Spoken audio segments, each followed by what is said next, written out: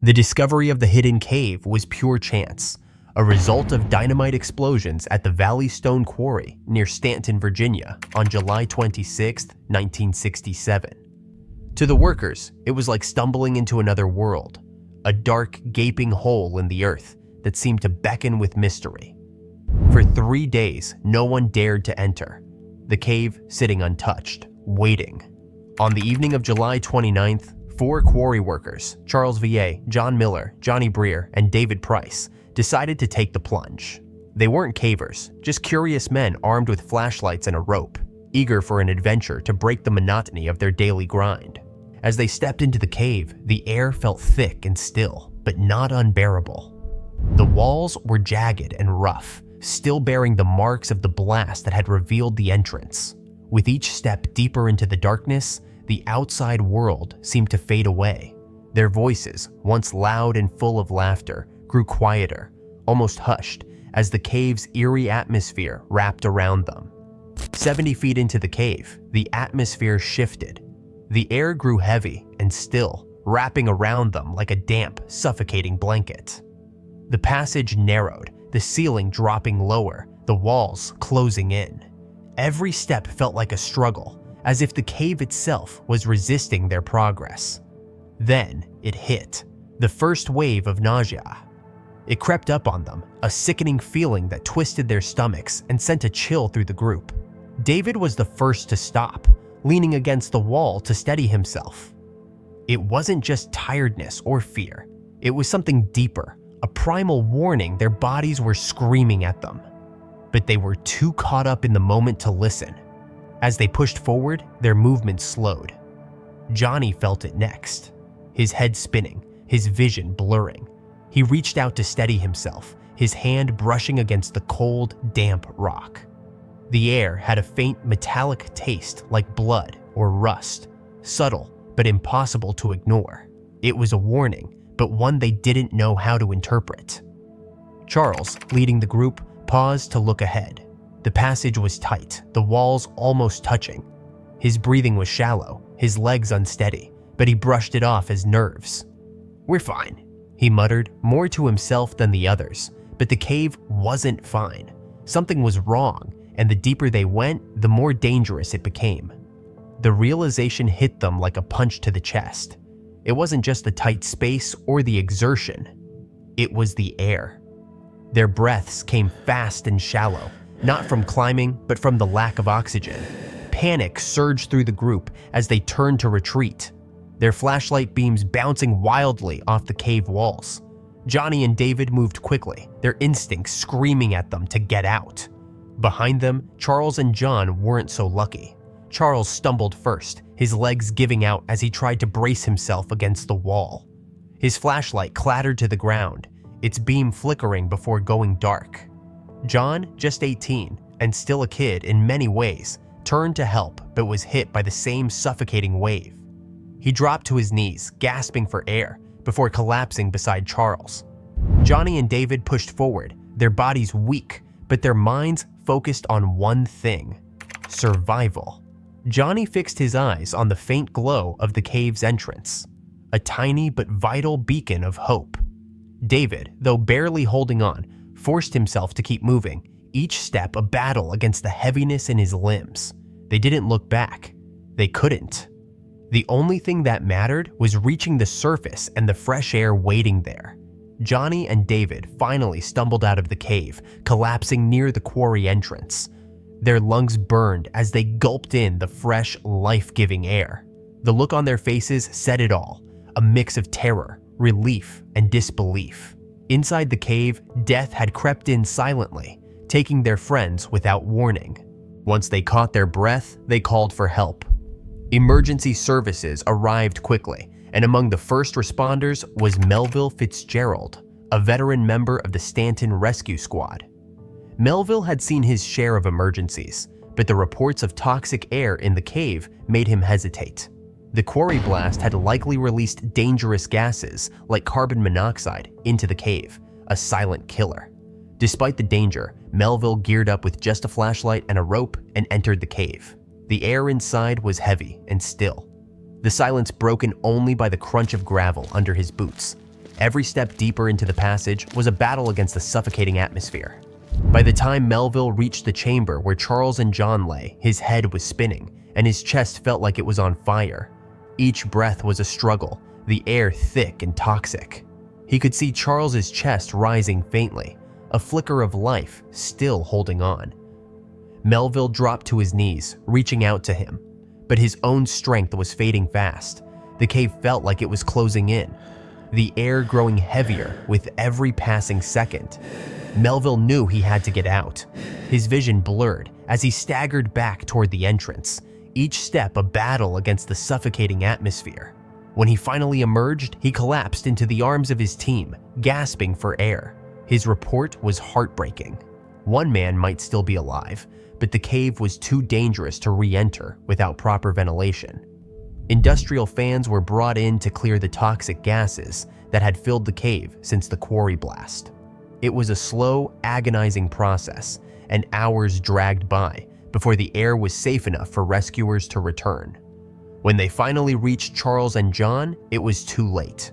Both men had succumbed to the deadly gases, their lives claimed by the cave's hidden dangers. The autopsies confirmed the grim truth.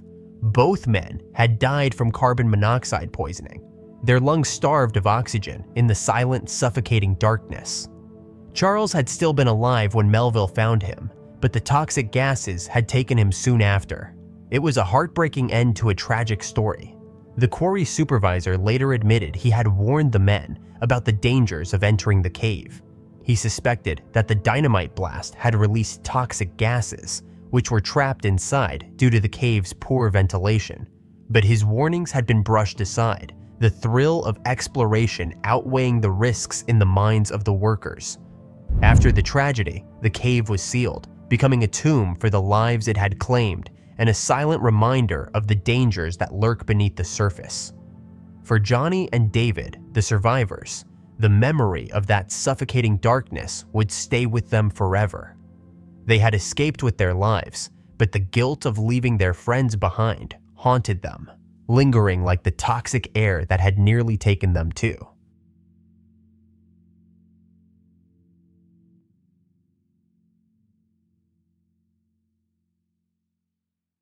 On July 18, 1980, David Carson and John Brock, both 19, pulled up to Carlsbad Caverns National Park in New Mexico.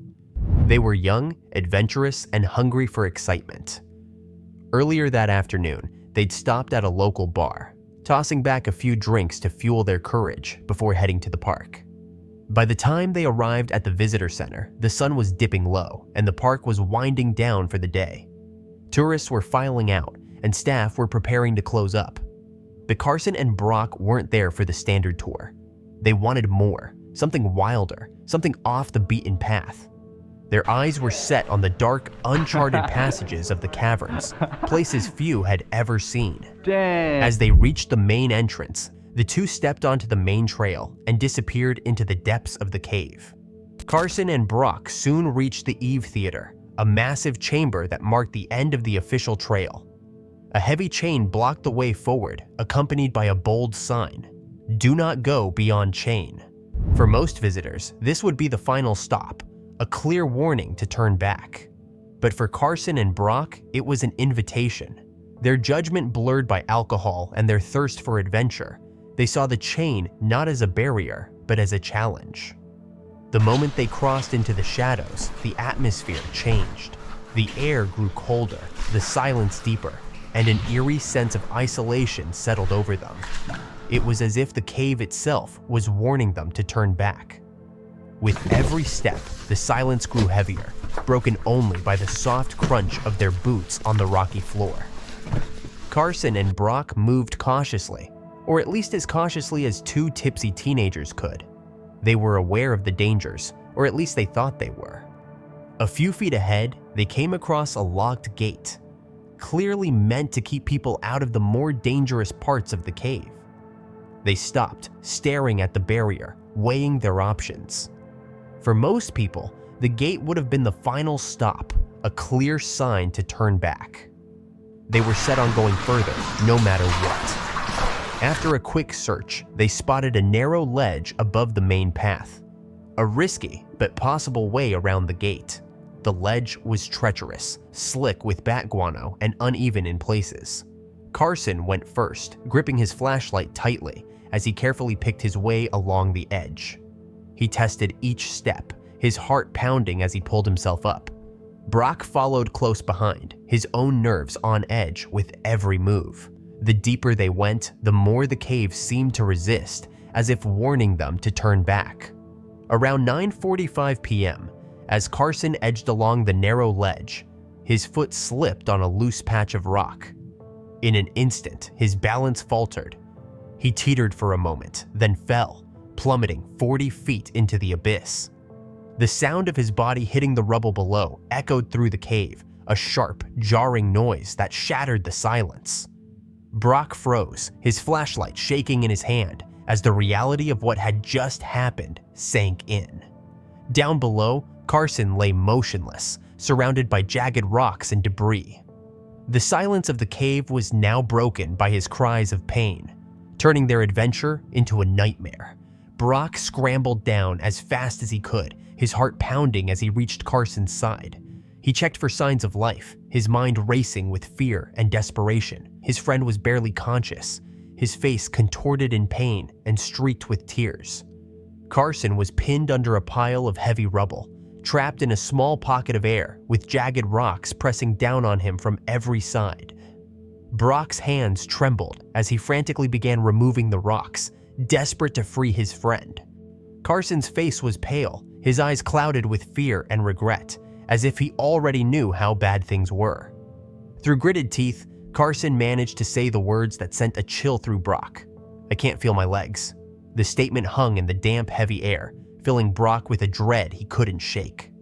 Brock knew what Carson's words meant, but he couldn't bring himself to say it out loud. His mind raced. He needed to get help. But the thought of leaving Carson alone, paralyzed and trapped under the rubble, felt like an impossible decision. He had no choice. He had to go. Leaving Carson behind, Brock began the grueling journey back through the dark, twisting passages of Carlsbad Caverns. Gritting his teeth, Brock forced himself to retrace his steps. He moved carefully, his flashlight cutting through the darkness as he navigated the treacherous terrain. Each step forward felt like a small victory, and slowly, his resolve began to harden. Hours passed in a blur of exhaustion and determination, but finally he saw it. The faint glow of the cave's entrance. Carlsbad Caverns passages can stretch for miles, and without proper navigation skills, it's easy to get lost. This is why cavers often use markers or leave trails to help them find their way back. Something Brock and Carson hadn't thought to do. Brock stumbled into the visitor center, his face pale and his breathing ragged. He found Park Ranger John McLaughlin and blurted out the details of the accident. McLaughlin's eyes widened as he listened, and without hesitation, he called for a technical rescue team. Time was running out, and every second counted. Within an hour, a team of skilled rescuers arrived, loaded with ropes, stretchers, and stabilizing gear. They moved quickly, assessing the situation and preparing for the extraction. Carson's injuries were severe, and any wrong move could make things worse. The first priority was stabilizing him. They carefully strapped him onto a backboard, securing his spine to prevent further damage. It was a delicate process, every movement calculated to keep him as safe as possible. The rescue operation was slow and methodical, each step taken with extreme care to minimize pain and risk.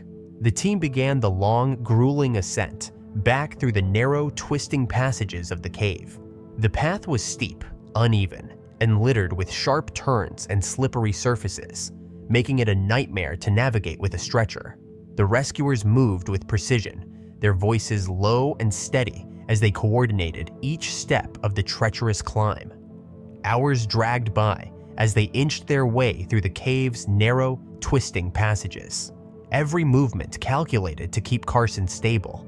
Finally, as the first light of dawn painted the desert sky, the team emerged from the cave entrance, their faces etched with exhaustion, but relief shining in their eyes. Carson was out, and he was alive. He was rushed to Guadalupe Medical Center, where doctors delivered the grim news. Carson had suffered a severe spinal injury, leaving him permanently paralyzed from the waist down. The diagnosis was a heavy blow, not just for Carson and his family, but for the entire park and caving community. It was a stark reminder of the dangers that lurk in the shadows of adventure